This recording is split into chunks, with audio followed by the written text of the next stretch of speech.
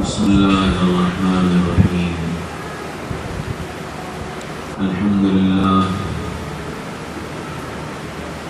لله الذي رفع السماوات بغير عمد ترونها وألقى في الأرض رواسي أن تميد بكم وجعل فيها فجاجا سبلا لعلكم تهتدون. ونشهد أن لا إله إلا الله وحده لا شريك له ونشهد أن سيدنا ونبينا ومولانا محمدا عبده ورسوله وصلى الله عليه وعلى آله وأصحابه وأزواجه وبارك وسلم تسليما كثيرا كثيرا. أما بعد فأعوذ بالله من الشيطان الرجيم. بسم الله الرحمن الرحيم. يا أيها النبي إنا أرسلناك شاهدا ومبشرا ونذيرا وداعيا إلى الله بإذنه وسراجا منيرا. وقال تعالى: محمد رسول الله والذين معه أشداء على الكفار رحماء بينهم تراهم ركعا سجدا يبتغون فضلا من الله ورضوانا سيماهم في وجوههم من أثر السجود. وقال رسول الله صلى الله تعالى عليه وسلم: إنما بعثت معلما. وقال رسول الله صلى الله تعالى عليه وسلم: بعثت لأتمم مكارم الأخلاق.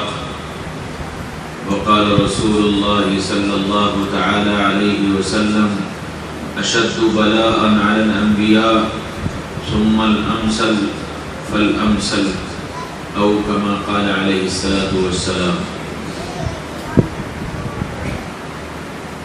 میرے بھائیوں، دوستوں، عزیزوں، بزرگوں،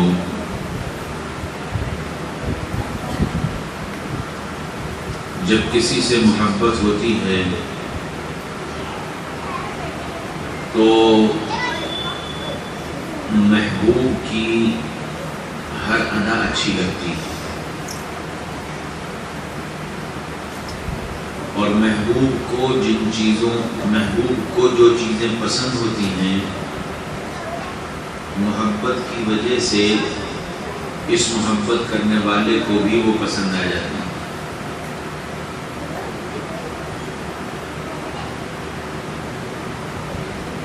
اور پھر تقاضۂ محبت کی وجہ سے جو چیز محبوب کی پسند ہے اس چیز کو وجود میں لانا اور اس کام کو کرنا، یہ محبت کی وجہ سے ضروری ہو جاتا ہے.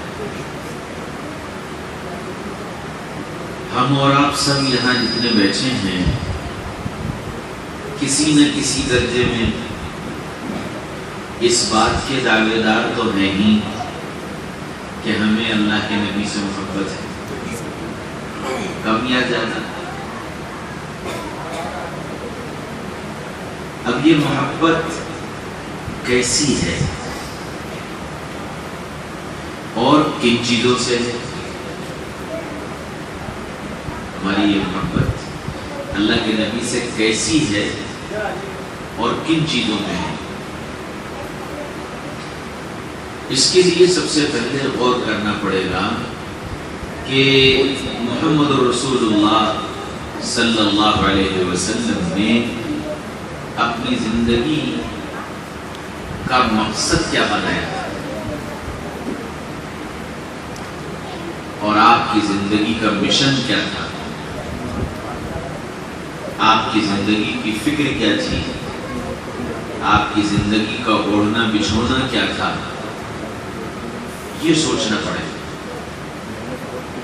جو نبی پاک صلی اللہ علیہ وسلم کی فکر تھی اور جو آپ کا مقصد تھا اور جو آپ کا اوڑھنا بچھونا تھا، تو یہ بات تو پھر طے ہو گئی کہ حضرت رسول پاک صلی اللہ علیہ وسلم کو سب سے زیادہ محبوب وہ عمل تھا اب جب اللہ کے نبی صلی اللہ علیہ وسلم کو وہ سب سے زیادہ محبوب تھا تو محبت کا تقاضا یہ ہے کہ وہ عمل ہماری زندگی میں بھی مقصد بن کر داخل ہو. محبت کا تقاضا یہ ہے کہ جو مقصد زندگی رسول اللہ صلی اللہ علیہ وسلم کا تھا اور جو آپ کا اوڑھنا بچھونا تھا، وہ مقصد اور وہ اوڑھنا بچھونا ہماری زندگی میں بھی داخل ہو، تب تو یہ کہا جائے گا کہ ہم آقا سے محبت کرنے والے ہیں. محبت نعروں کا نام نہیں ہے اور محبت جھنڈوں کا نام نہیں ہے.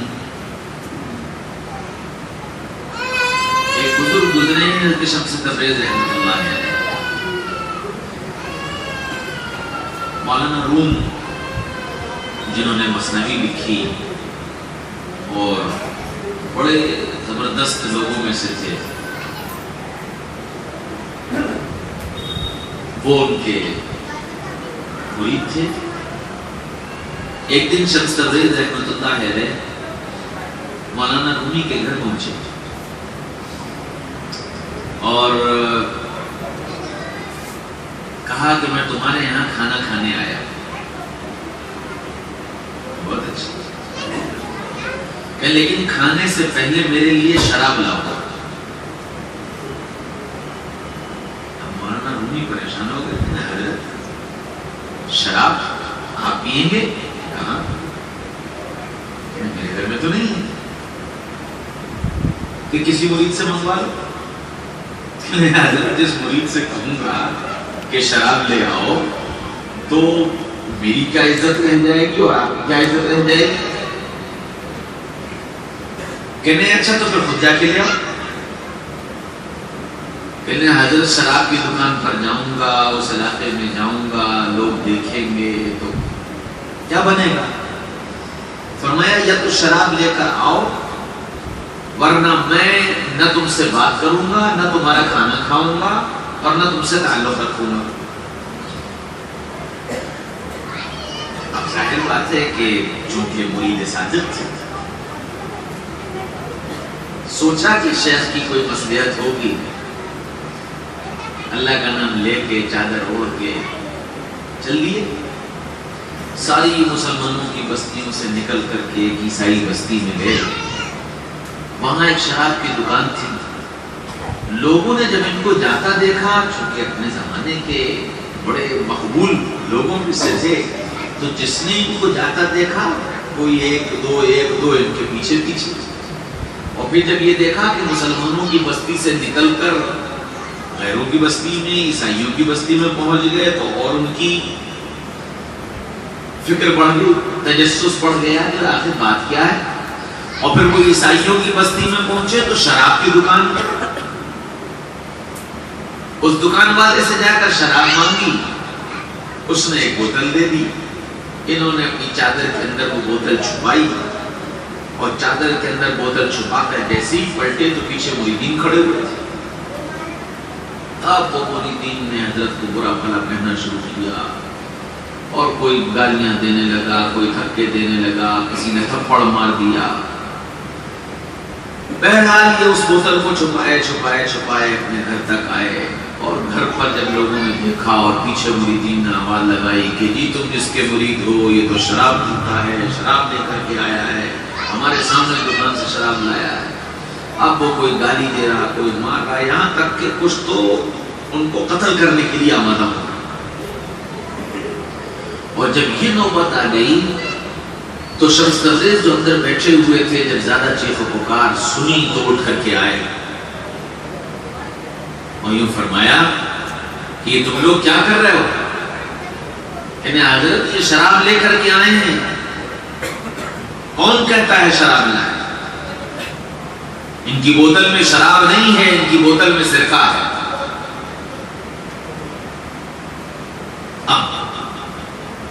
لوگ حیران ہوئے، ان کے ہاتھ سے بوتل لی اور بوتل لے کر کے ہاتھ پہ ڈالی. اب وہ جب چکھا تو واقعی سرکہ تھا، وہ شراب تھی نہیں. وہ سارا مجمع جو حضرت کو گالی دے رہا تھا اور تھپڑ مار رہا تھا اور تھوک رہا تھا اور بولا بھالا کہہ رہا تھا، وہ سب ہاتھ جوڑ کر معافی مانگنے لگے اور قدموں میں گر گئے۔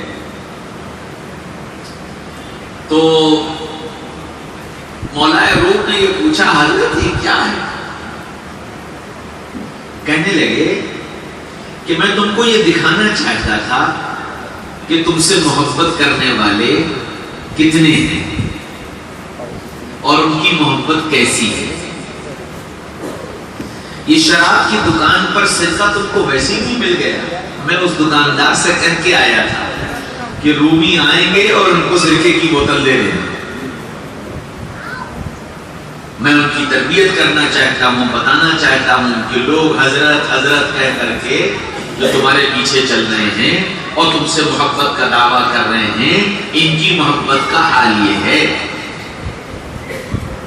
اس لیے ان کی محبت کے دھوکے میں مت آ جانا کہ اپنے آپ کو تم سمجھنے لگو کہ جی بس میری تو کوتی بول رہی ہے۔ میرے بھائی اور دوستوں سے بزرگوں، میری اور آپ کی اپنے آقا سے محبت کیسی ہے؟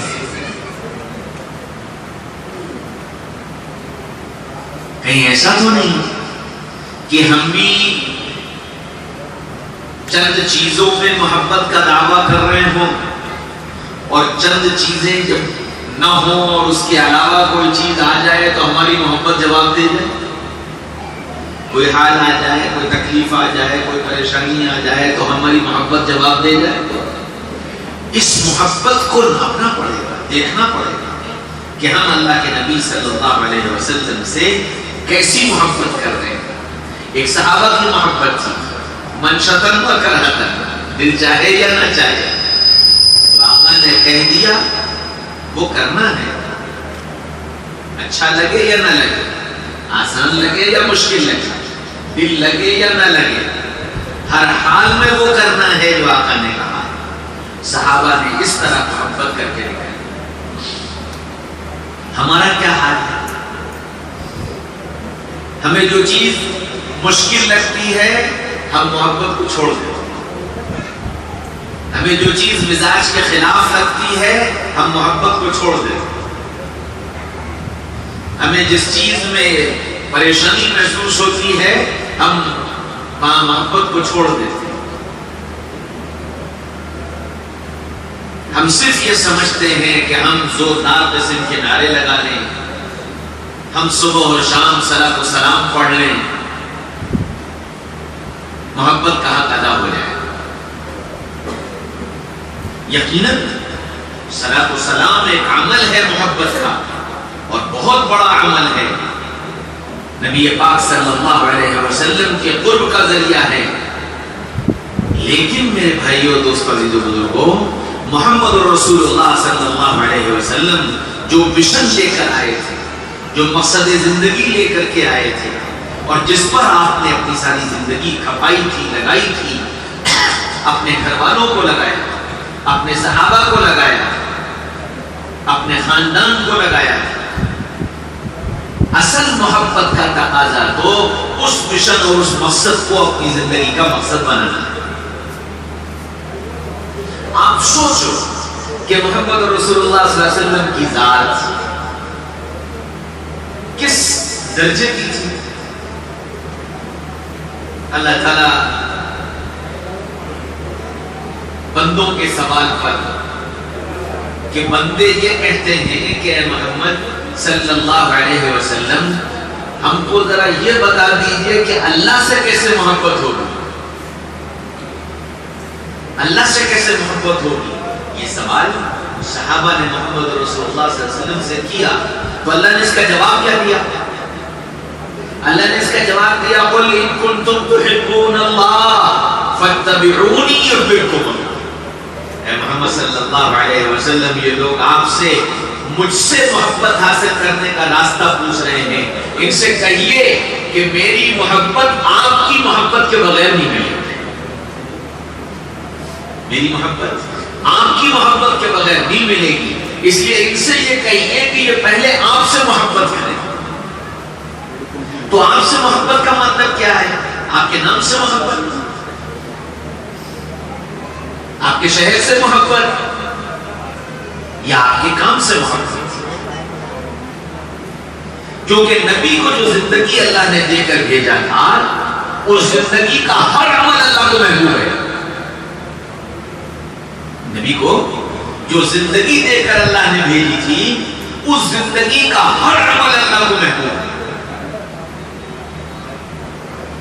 اب جب نبی کی زندگی کا ہر عمل محبوب ہے تو پھر ہم کو اپنی زندگی میں نبی والے اعمال داخل کرنے ہوں گے، تب ہم نبی سے محبت کرنے والے کہنے ہیں.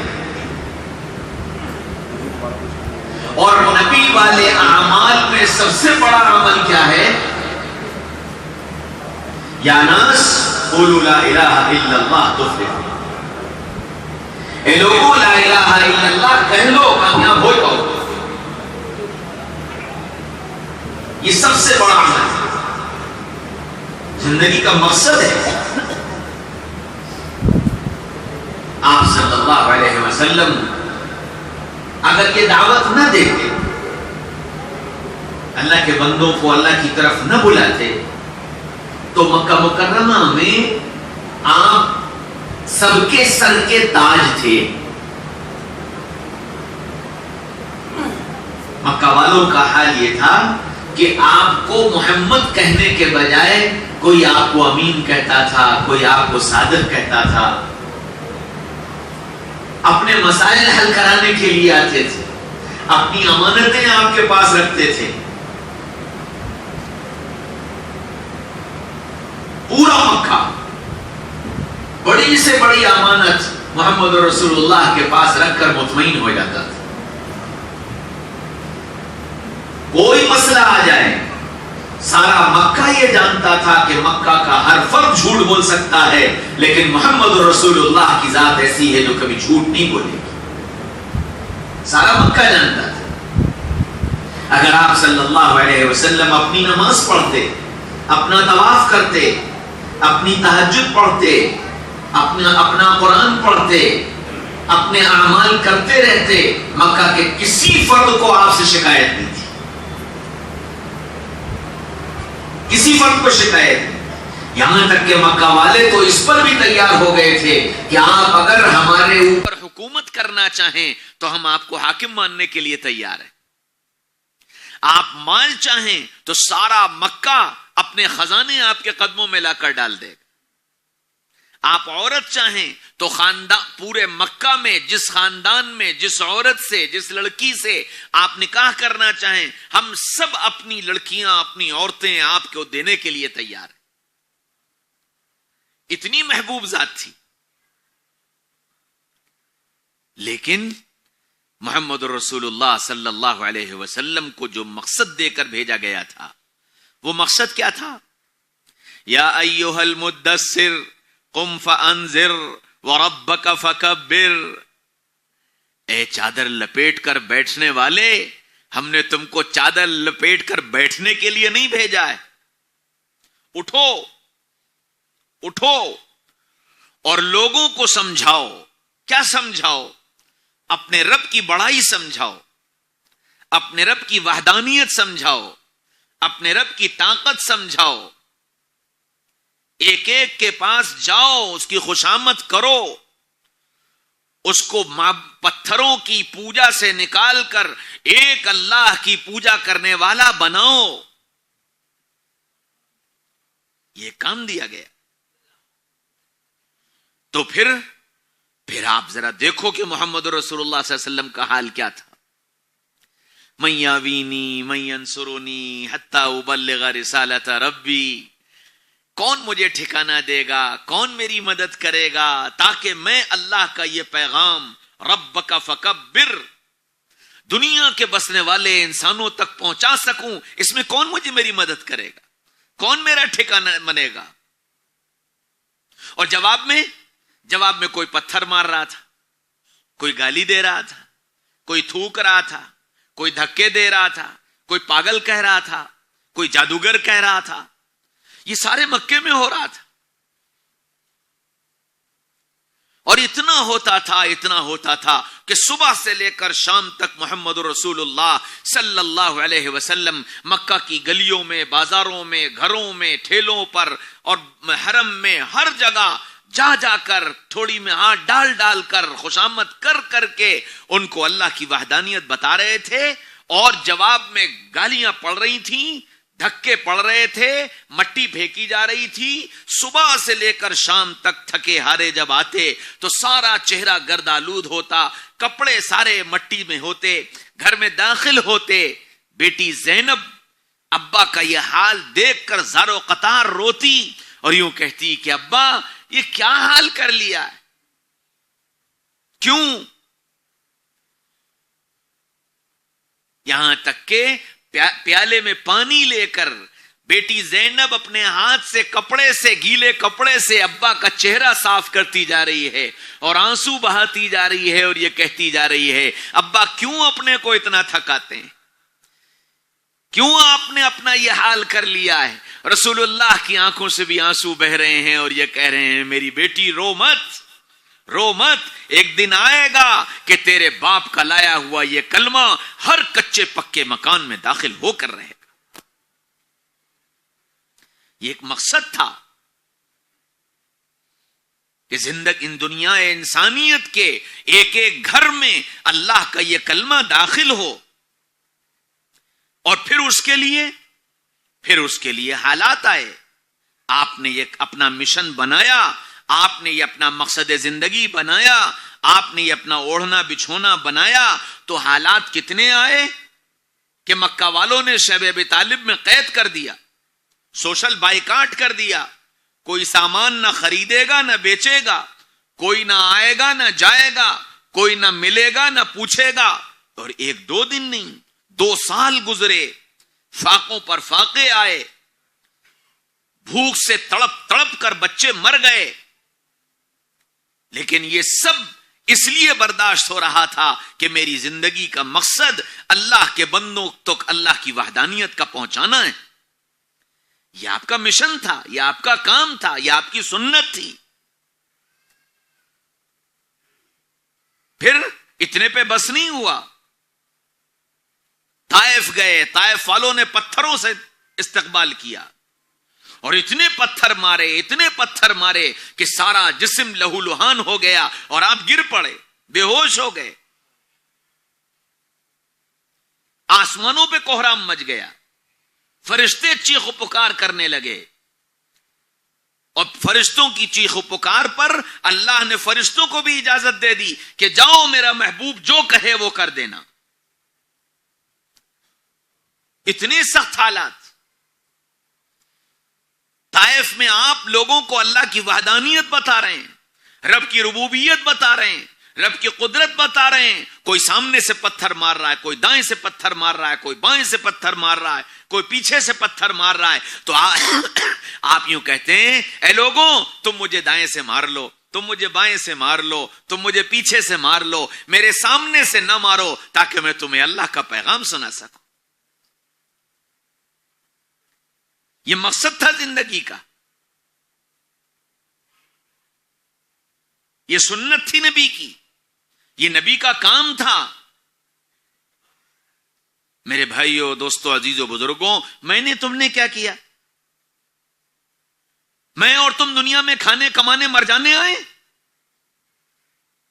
کہ کھا لو، کما لو، مزے اڑا لو اور مر کر چلے جاؤ؟ یہ کام تو جانور بھی کر رہا ہے۔ جانور روز صبح نکلتا ہے، کماتا ہے، دن بھر کھاتا ہے، پیٹ بھرتا ہے، آتا ہے، سو جاتا ہے، اور پھر اگلی صبح اسی پر لگ جاتا ہے، اور پھر رات آتی ہے اور پھر صبح اسی پہ لگ جاتا ہے، اور ایک دن اپنی زندگی ختم کر کے دنیا سے چلا جاتا ہے۔ بتاؤ ان جانوروں میں اور مجھ میں، تم میں کیا فرق رہ گیا ہے؟ میں اور تم محبت کے دعوے دار ہیں کہ ہم آقا سے محبت کرتے ہیں۔